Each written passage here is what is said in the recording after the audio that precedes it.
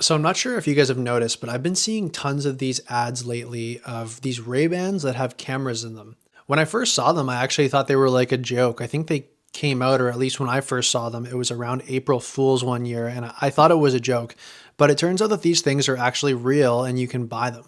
Now, I've also learned that Meta is involved with the making of these as I've been researching them more, which ultimately isn't that surprising. And I mean, of course, Caesar's involved with this one too, right? The guy just can't resist anything that's man becoming machine. You won't have to choose between interacting with a device or interacting with the world around you. But honestly, guys, I feel like this is such a bad idea for a product, and I don't really understand why there isn't more upheaval around its release. This release deserves a little bit more attention than it's getting, and hence the reason for this video. So let's get into it. If you don't know me, I'm Spencer, and I like to talk about things like simple living, finding a balance with technology, and frugality. So first off, I just want to talk about the different iterations of these glasses that have existed so far. This is the current iteration is actually the second version. The first one that came out, they were a bit bulkier. The camera in them was also a lot worse, but there still were a lot of the same privacy concerns that came with the current glasses as well. There was microphones in them and there was camera in them.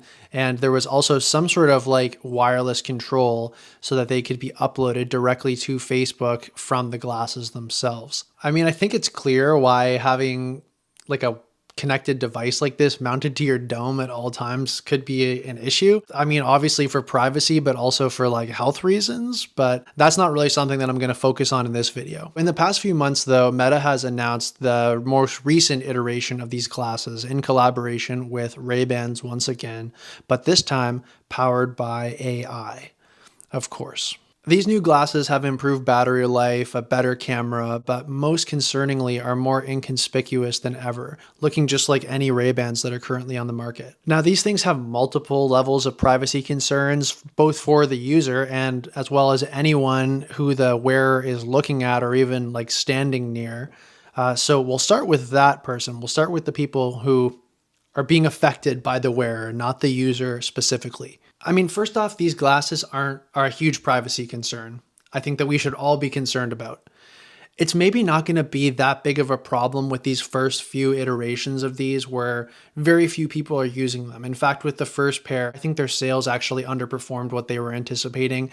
And then like a year later, the amount of these glasses that were actually in use were like 10% or something. So they had a very bad adoption rate as well as people just holding on to them and continuing to use them. But we're seeing things like the Apple Vision Pro and just various smart glasses and goggle type VR experiences. So it seems like this region is kind of where companies are hedging their bets. So I definitely think that these things are going to get better and better. And with that, I think there's going to be more applications for them to be used and therefore abused. Now they can be worn indoors. And if they're low profile enough, people won't even bat an eye. And of course, when I think of that, my mind instantly goes to like the creepy, like peeping Tom type guy who's wearing them indoors to just be a creeper and take weird photos of people. I'm certain there's like perverts all around the world who are like, yeah, sick. What I'm more concerned about is the fact that these cameras are going to be pointed at us at all times as these devices become more and more commonplace. It's like we already have cell phones, right? We already have extremely good cameras on us at all times, but they're just in our pockets. They're not actually actively on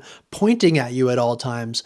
But things like these Ray-Bans, that's going to become more and more common. And another thing is that these cameras also have multiple microphones built into them for voice control, they say, which is obviously another concern because of audio gathering.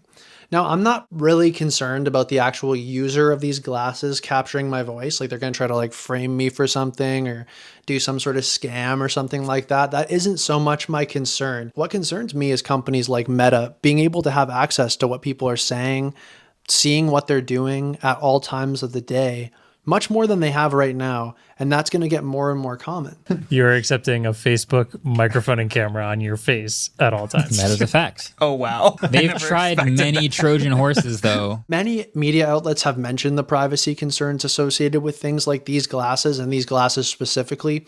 But like Meta doesn't seem too bothered by this. And I mean, kind of like, why would they? Because this is just kind of the name of the game nowadays. With every new technological innovation, Our privacy is being eroded more and more. And then there's the concern for the users who are actually wearing these glasses. Everything that they hear, say, see, and do can be seen by Meta. But how about when the camera's not even rolling? How about when the device isn't even on? Now, I don't want to get too speculative about this, like too conspiratorial, but at the same time, you think about with smart TVs and things like that we know definitively with the voice command are able to listen to users when they're not even on. It wouldn't be a leap to assume that something like that could be possible with these glasses. Now, Meta has told us that they have included a light inside of these glasses that turns on or flashes when you take an image or record a video, just so people know that you're actually rolling. But how easy would that be to turn it off or just simply cover it up with a piece of tape or something like that? Now, I work in the film industry and we work with a lot of cameras that have what they call tally lights, which are a light on the front of the camera that indicates that it's recording. And sometimes, that tally light's reflected in something, and for some reason we want to cover that up. It's very easy to just take a piece of black tape and cover it over. So I don't see that as much of an obstacle of people breaching privacy and recording people without their knowing. So the reality is this stuff is getting more and more prevalent with each passing day. With the new developments in AI and immersive technology, it kind of feels like a man merging with machine things some days, doesn't it? I don't think it's going to be long until a pair of glasses like these Ray-Bans are able to display something in the lens for users, like a new Facebook post or maybe maps or text messages, any sort of notification, or even advertisements. Or like the Apple Vision Pro, maybe you're going to stop using your eyes to see the world and you'll see it through the lens of the camera. This is where I see technology going a bit too far. And guys, I'm not a Luddite, even though people like to think of me that way sometimes. I think of myself more aligned with the Amish perspective, and I'm sure that doesn't help me with that argument of being a Luddite at all. They believe on adopting certain technologies on the basis of whether it will help or hinder the community. If something helps the community and makes them more efficient or helps bring the community together and benefit them, then they will adopt it. Some communities have a phone line, but it's a community phone line, or they have a car and it's a community vehicle that they're able to use to travel as a community in and out of the community to different places. Some Amish communities even have computers for running their businesses, but most of them can't connect to the internet. The point is that they're only going to adopt something if it's going to improve society and not isolate people from the community. So I like phones, I like cameras, I like computers. Hey, I even like some of the spatial computing elements that we've seen with the Apple Vision Pro for applications such as video editing, though I'm not so sure I'm going to adopt it. Because I think with some of these products, we're making a jump from giving us beneficial tools to giving companies more and more control of our lives and information to have control over us. There's a lot of talk about elites and the World Economic Forum and shady backdoor dealings, but this is something that's happening right under our noses, and I think that we should be more concerned about this than anything. That's about all I'm going to say on this topic today, but let me know in the comments what you think about all these new tech developments. Do you see them as a problem, or am I just stuck in my ways and an enemy of progress? Let me know, I'd love to hear from you. I'll definitely be making more videos on topics like this soon and how we can embrace certain technologies while turning down others. Thanks very much for watching, guys, and I'll see you in the next video.